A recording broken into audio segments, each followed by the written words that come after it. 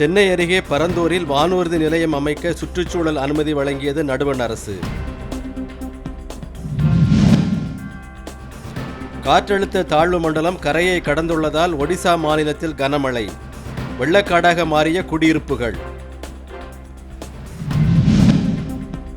அவதூறு வழக்கில் தமிழக சட்டப்பேரவைத் தலைவர் அப்பாவு வரும் 13ஆம் தேதி நேரில் முன்னிலையாகுமாறு சென்னை சிறப்பு நீதிமன்றம் ஆணை.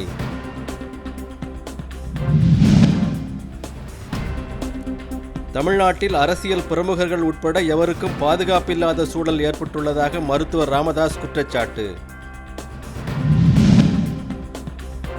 இலங்கை சிறையில் உள்ள தமிழக மீனவர்களை விடுவிக்க நடவடிக்கை எடுக்க கோரி நடுவண் அரசுக்கு முதலமைச்சர் ஸ்டாலின் கடிதம்.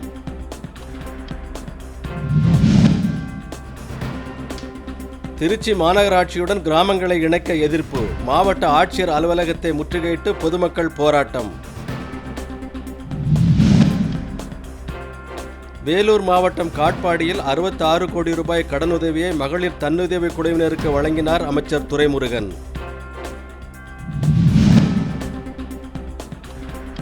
நாகர்கோவிலில் மின்சாரம் தாக்கி பெண் உயிரிழப்பு, காப்பாற்றச் சென்ற கணவரும் பலியானதால் குடும்பத்தினர் சோகம்.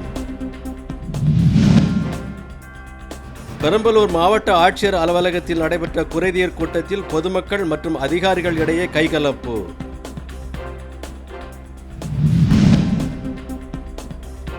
உளவுத்துறை காவலர்கள் தாக்கியதாக புகார், மதுரையில் காவல் நிலையத்தை முற்றுகையிட்டு வழக்குரைஞர்கள் சாலை மறியல்.